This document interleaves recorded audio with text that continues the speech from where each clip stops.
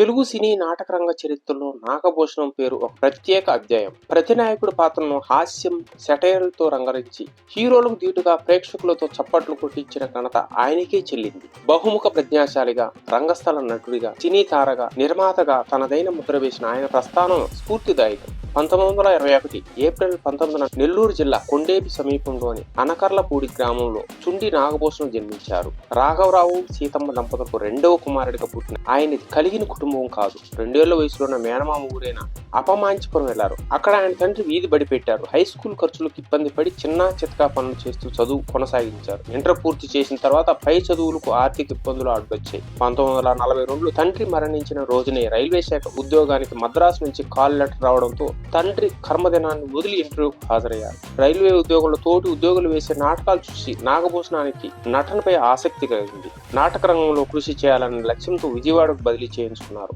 అక్కడ హనుమంతరాయ గ్రంథాలయంతో పరిచయం ఏర్పడి వామపక్ష భావజాలం, నాటకరంగ ప్రముఖులతో అనుబంధం పెంచుకున్నారు. మిక్కిలినేని రాధాకృష్ణమూర్తి, జి వరలక్ష్మితో పరిచయం వల్ల ఆత్రేయ రాసిన భయం, కప్పలు వంటి నాటకాల్లో నటించారు. రచయిత పాలగామి పద్మరాజును తన గురువుగా భావించారు. 1951లో పల్లెటూరు చిత్రంతో నాగభూషణం సినీ రంగ ప్రవేశం చేశారు.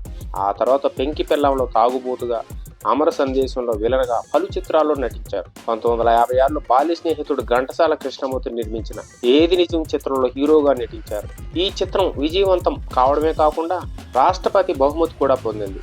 అయితే హీరోగా ఆయనకు ఆశించిన గుర్తింపు రాలేదు. మాయాబజార్ వంటి చిత్రాల్లో చిన్న పాత్రలు వేస్తూనే నాటక ప్రదర్శనలతో బిజీగా గడిపారు. 1961లో శభాష్ రాజా చిత్రంతో ఆయన దశ తిరిగింది.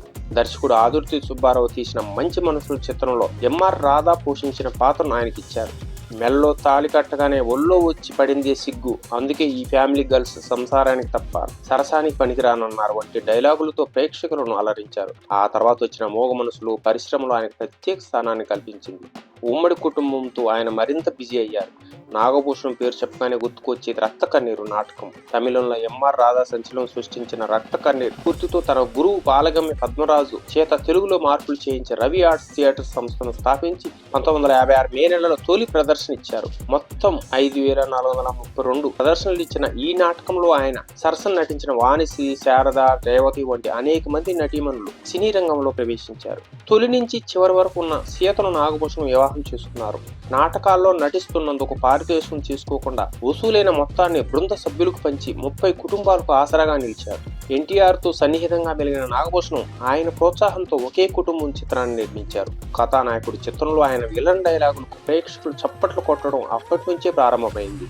తర్వాత హీరో కృష్ణ గారికి స్నేహితుడిగా మెలిగి మోసగాళ్లకు మోసగాడు, నేనంటే నేనే చిత్రాల్లో విభిన్న పాత్రలు పోషించారు. నాటకాల రాయుడు, మహమ్మద్ బిన్ తుగ్లక్ చిత్రాల్లో హీరోగా నటించారు. అయితే ఆయన నిర్మించిన ప్రజానాయకుడు, భాగస్తులు వంటి చిత్రాలు అంతగా విజయం సాధించలేదు. 1974లో ముత్యాల ముగ్గుతో, రావు గోపాలరావు వంటి కొత్త విలన్ రాకతో నాగభూషణం నటన మొనాటినికి చేరిందనే వాదన ఉంది.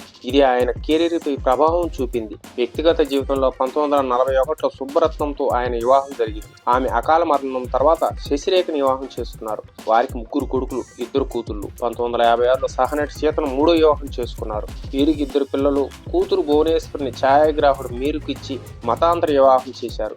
1994లో నెంబర్ 1 ఆయన చివరి చిత్రం. 1995 మే 5న నాగభూషణం తుది శ్వాస విడిచారు. ఆయన ఇంటి పేరు కొద్దిమందికే తెలిసినా ప్రేక్షక హృదయాల్లో ఆయన ఇప్పటికే రక్త కన్నీరు నాగభూషణంగానే నిలిచిపోయారు.